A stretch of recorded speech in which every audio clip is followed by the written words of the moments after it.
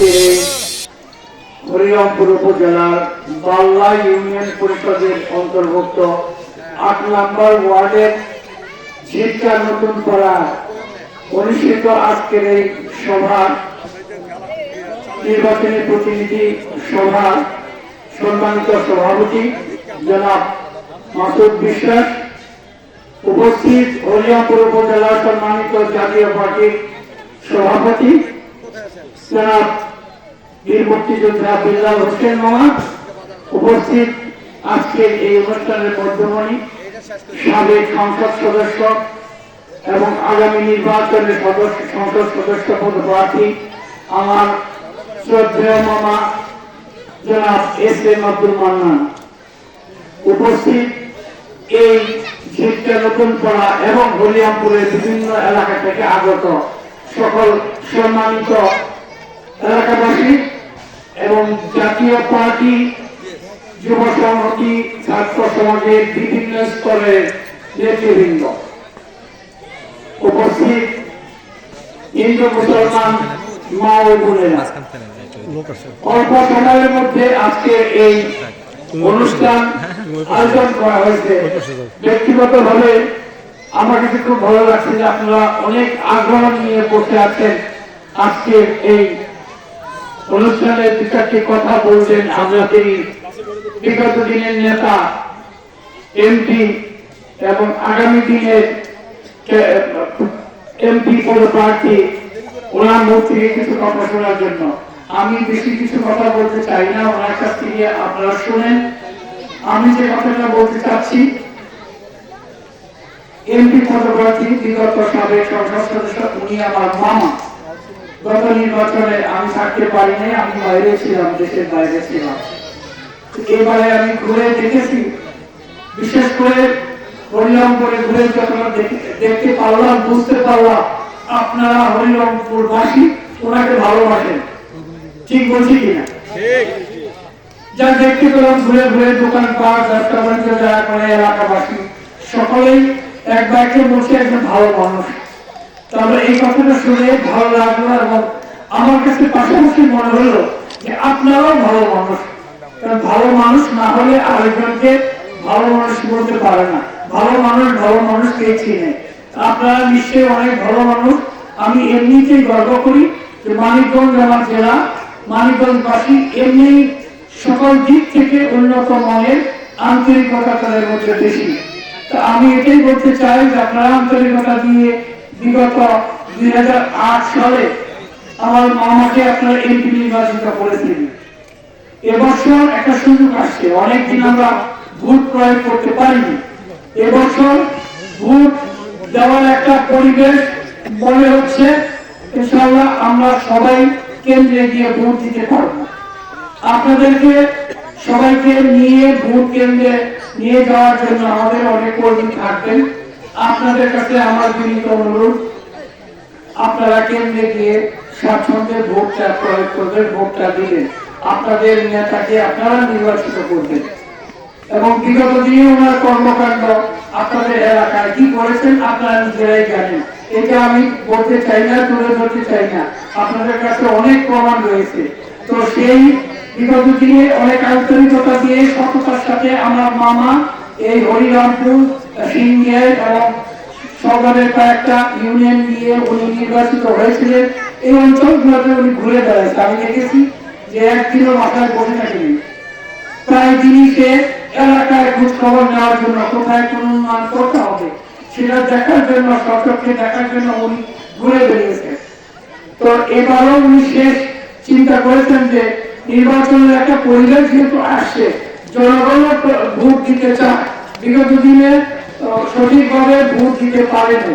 এইবারে যেহেতু সময় আসছে, এই জন্য আমার মামা চিন্তা করবে যেহেতু ভোটের একটা পরিবেশ আসছে, আমি আবার একটু দেখি বাকি যে কিছুটা অসমর্থ আছে, আমার মামার যে কিছু ইচ্ছা ছিল আরো কিছু বেশি কাজ করা, সেই ইচ্ছাটা নিয়ে এবার চিন্তা করছেন যে বাকি অসমর্থ কাজ আপনাদের অনেক চাহিদা মিটাতে পারে নাই।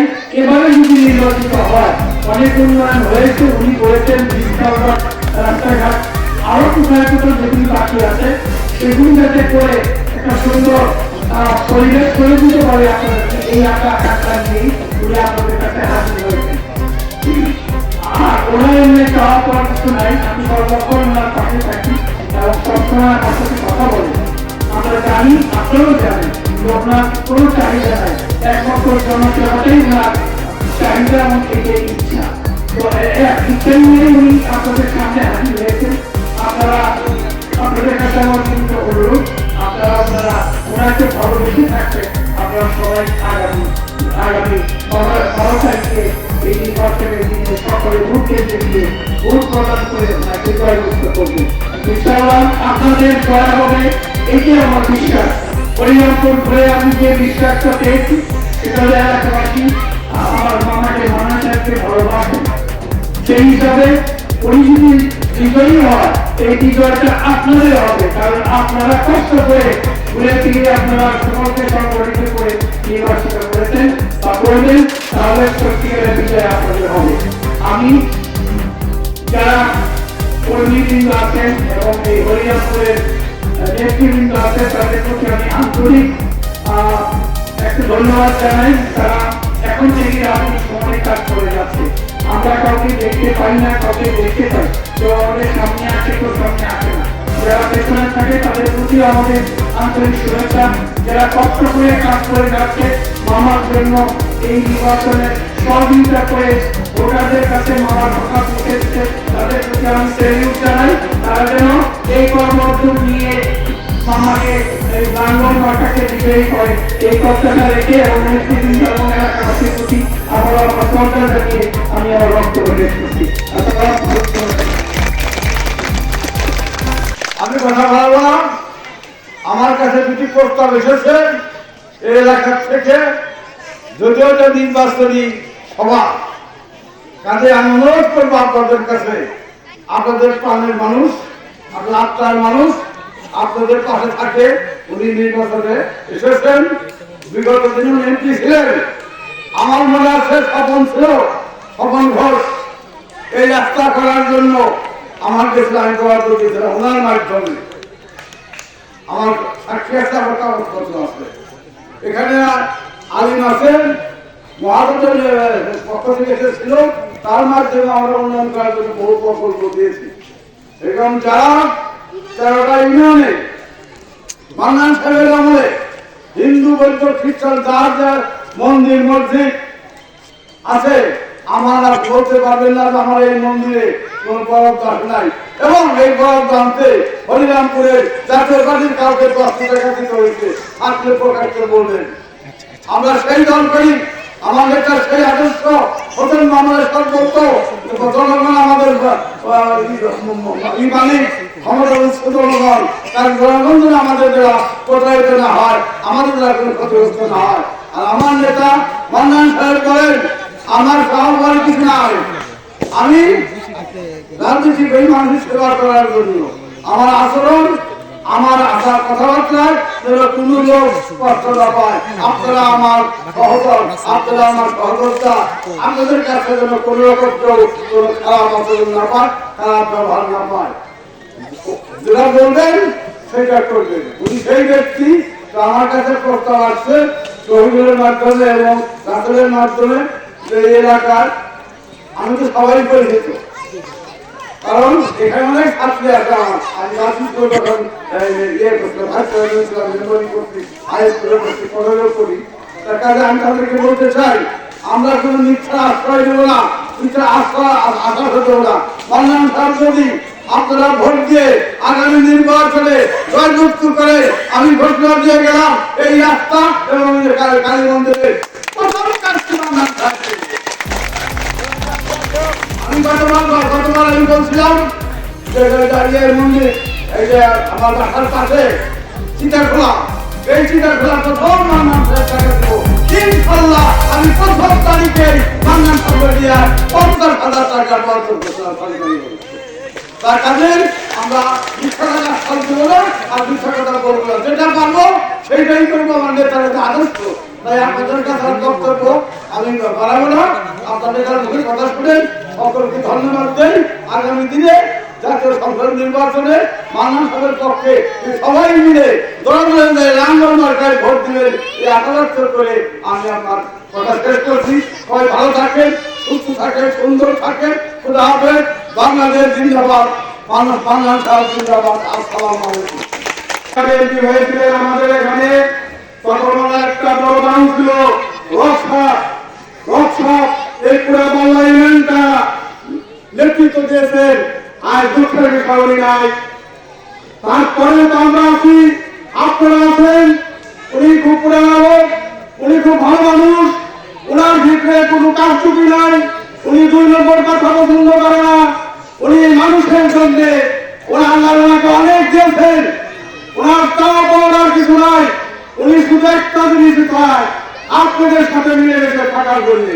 তাই আমাদের এখানে মান্নান ভাই এসেছেন, উনি আপনাদের কাছে আপনার লাঙ্গল মার্কায় একটা বর্ষা। আপনারা কি বলেন? আপনারা সবাই লাঙ্গল মার্কায় ভোট দিবেন।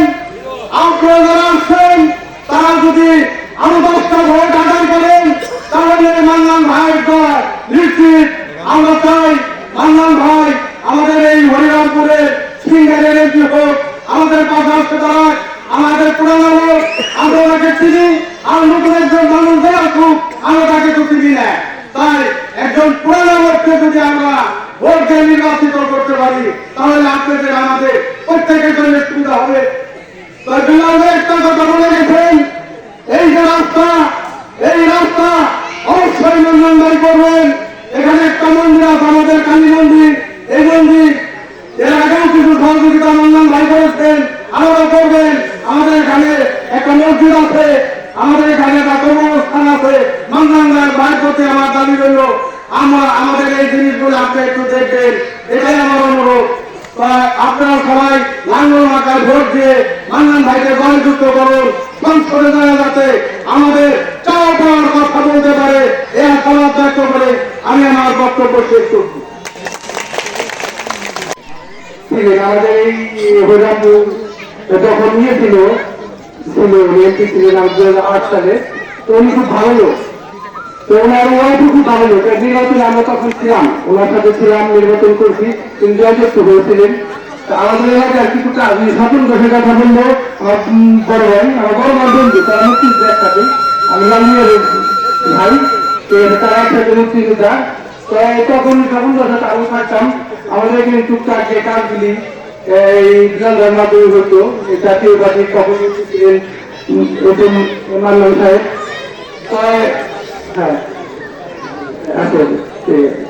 আমরা তো আমরা জন্ম নির্বিশেষে আমাদের এলাকায় নিরীহ মানুষ, আমরা কোনো দল করি না। এই যারা না আসছেন দেখতেছেন, তারা তো ভোট দেওয়ার জন্য যে ভালো মানুষকে চায়, সবসময় তার কাছে যেতে পারে, তার কাছে এটা কথা বলতে পারে, এলাকার কিছু উন্নয়নের কাজ। তো এইরকম একটা লোক আমাদের এই মঞ্চে আছে এখন বর্তমানে মাননীয় সাহেব। উনি নির্বাচনে যদি হতে পারে তো ওনাদের কাছে আমরা যাইতে পারবো।